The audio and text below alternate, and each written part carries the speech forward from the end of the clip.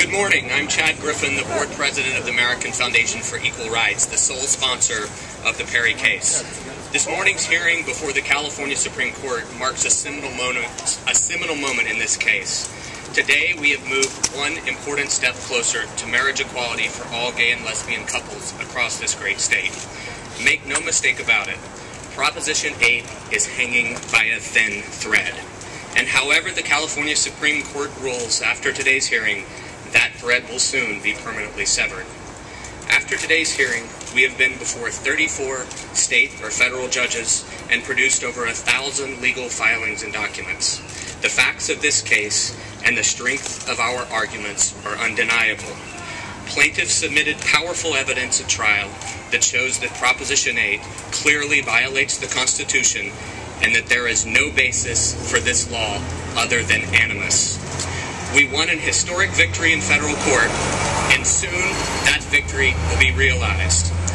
Although it's easy sometimes to just focus on the legal filings and technical issues of a lawsuit, this case is about far more than that. This case is about our plaintiffs, Chris and Sandy, Paul and Jeff, and their families, who have selflessly stood up for all gay and lesbian Californians who wish the freedom to marry. It's about gay and lesbian young people who are growing up believing that they are second-class citizens because that's what Prop 8 tells them that they are. It's about Gail from Sacramento, who has been with her partner Dory for 53 years. They've been waiting a lifetime for the freedom to marry. And it's about Ed from Palm Springs, who has been with his partner Darrence for more than 40 years. Darrence was recently diagnosed with Alzheimer's. They simply want to get married while Darrence can still remember the occasion. It's also important to remember this case would not have been possible were it not for the courageous leaders and civil rights heroes before us who fought the very first battles for equality, dignity, and respect. For it's on their shoulders we all stand. And again, whatever the court decides today, we're confident that we will all soon stand in victory. A victory that upholds and affirms every American's constitutional right to marry the person you love. I'd like to now turn the podium over to our brilliant legal counsel, Mr. Theodoros. Thank you, Chad. I think what Chad said is very important for me to underscore. We must, all of us, not forget what this is all about. This is about the right of citizens of California to be treated with dignity and equality and respect, and not to be separated and treated as somehow different or unequal or unentitled to respect and equal standing in California. We would all like this case to move faster. We have done everything we possibly can to move it as fast as we can. As Chad said, we've been before a number of courts. The important thing to remember is that the United States District Court for the Northern District of California, after a 3-week trial and exhaustive briefing, decided that Proposition 8 was unconstitutional. We're now before the United States Court of Appeals in the Ninth Circuit, waiting for a decision there. They sought some advice on a question of California law from the California Supreme Court in aid of helping them to make their decision. The California Supreme Court part of it took place today.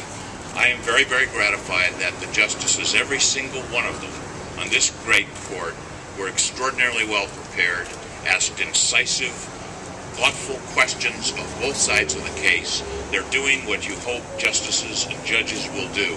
They'll make their decision when they're ready.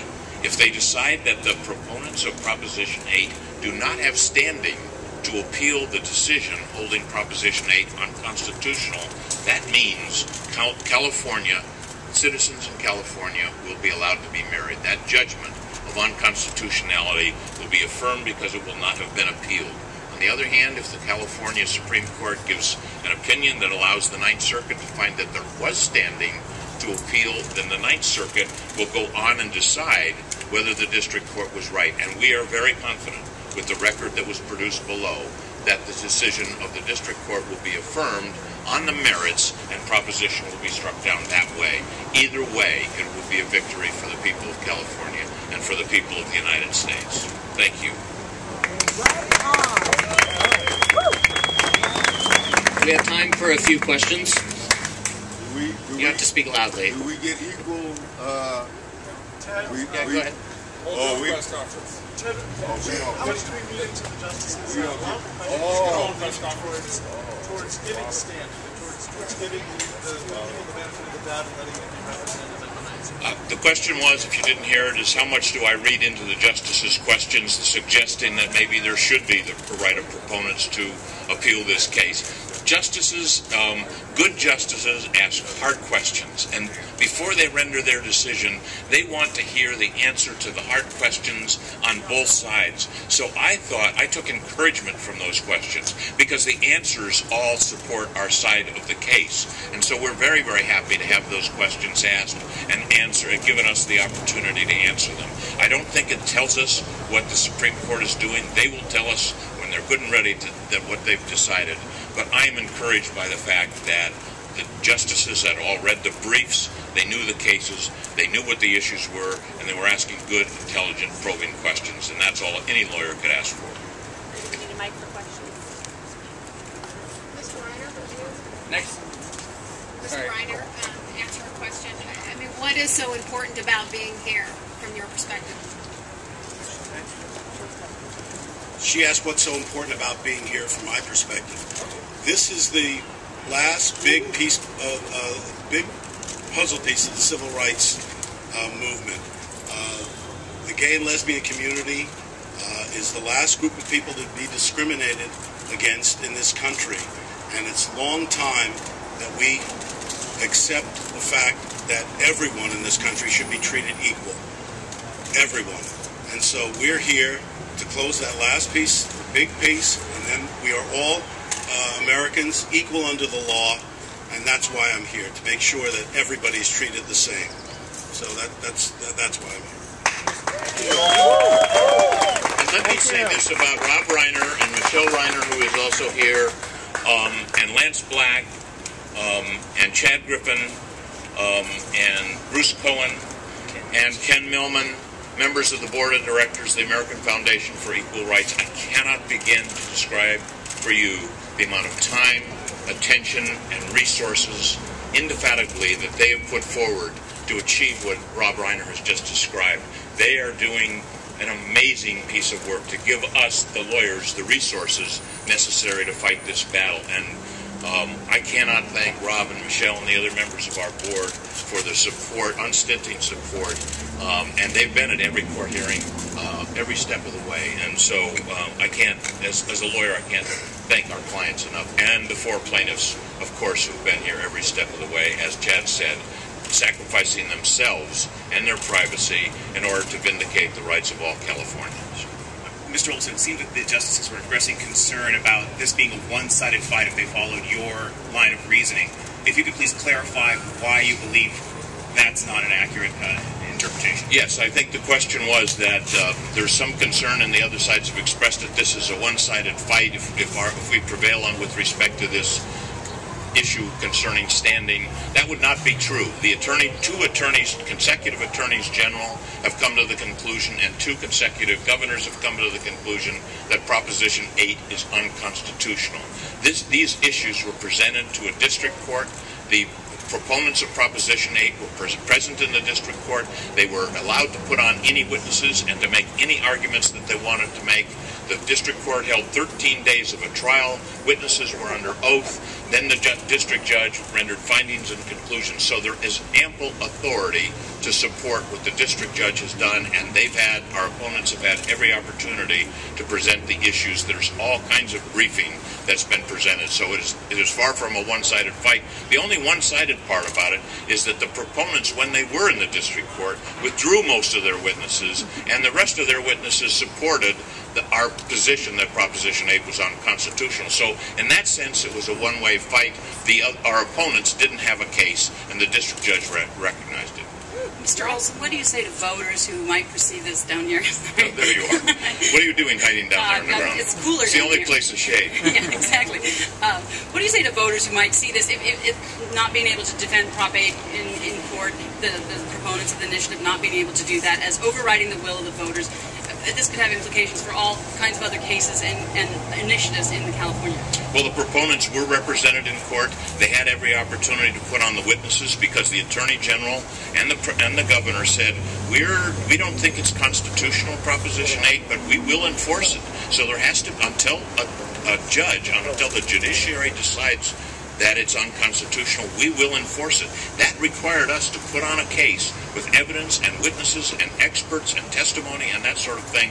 So Proposition 8 was fully defended to the extent that they were able actually to make credible arguments. That's where their weakness was. So the proponents have been well represented in this case, and it is not anybody's will that's being nullified except the judiciary in our country ultimately decides what is constitutional and what is not. 40 years ago, there was a law in California that prohibited people from marrying someone of a different race. That was struck down as unconstitutional by a judge, and that decision was affirmed by the United States Supreme Court. If the citizens of California put Proposition 9 on the ballot that said, let's have that law back, where people can only marry someone of the same race, the Attorney General, I bet, in California would say, I'm not going to defend that. That's unconstitutional. That's already happened. But a judge would have to decide it again. So our system in our country gives the people the power to put something on the ballot. That's the legislative power. The officials appointed by the Constitution, the Governor and the Attorney General, have the responsibility then to decide when and how to defend a measure adopted by the people. And then the judiciary in California or in the federal system decides whether their arguments are good or persuasive and whether the popular will may have invaded the right improperly of the minority. And that's what's happening here. But Mr. Olson, you said that you are willing to argue this case on its merits if you're not afraid of, the legal fight. So I'm wondering if the full standing issue is kind of a distraction and what it does to the court of public opinion. It's like, why not let the other side go forward if you're confident? The question is, I would be perfectly prepared, and I'm doing it here, and I've done it in various different venues. How many judges have we been before? We've been before 34 judges, so we're not afraid to put these arguments before, and every time we put these arguments out, the other side doesn't come up with much. And the other side said this was a show trial. Well, we wanted the trial to put on that evidence. The other side did not want the trial. So we're perfectly prepared to deal with opposition in this court and any court. The problem is that the United States Constitution has certain limitations with respect to who can defend and represent issues in court. Not everyone can come off the street and do so. So as I said in court today, it's not up to us to decide. It's up to the courts to decide whether it's appropriate for our opponents at an appellate level to appear in court and file briefs, and in what capacity. We're not deciding that. We're standing here, and we've stood in front of these 34 judges, every one of them prepared to defend the fact that Proposition 8 is unfair, unreasonable, discriminatory, and unconstitutional. Speaking of the trial, and since Ted mentioned Dustin Lance Black, who's here with us today, as well as Rob Reiner, on September 19th, there will be a Broadway premiere of a play called 8, which the Academy Award-winning writer, Lance Black, who's with us somewhere, wrote a brilliant play using the actual trial transcripts and the actual words of the brilliant attorneys, both for the intervening defendants as well as for the plaintiffs, the expert witnesses, and the judge.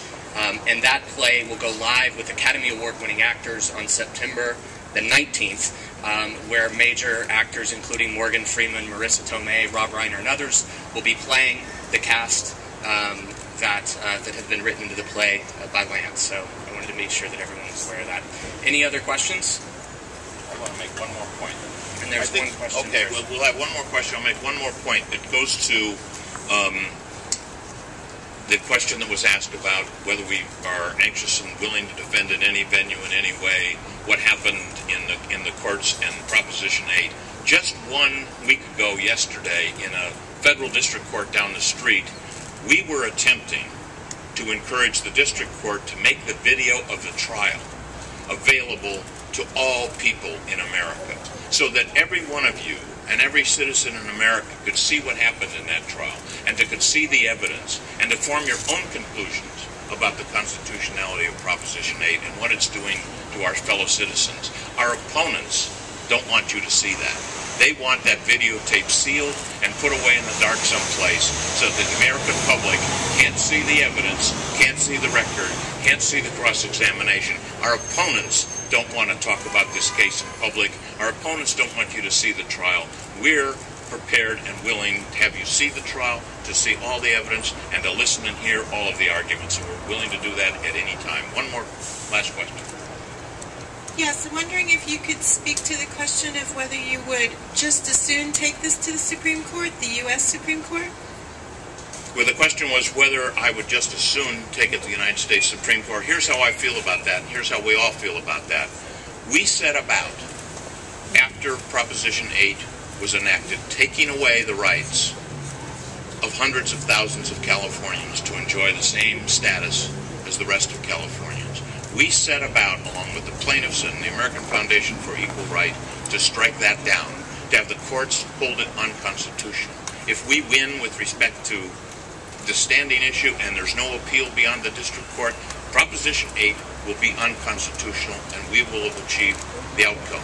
But at the same time, when we started this case, we wanted to be prepared to take it all the way to the United States Supreme Court because we're confident in the arguments that we're making, and we're confident that the United States Supreme Court will agree with us that this discrimination is wrong and must be stopped everywhere in America. So, to a certain degree, we have to follow where the courts will take us, but we're prepared to prevail at every level, at every court in the United States.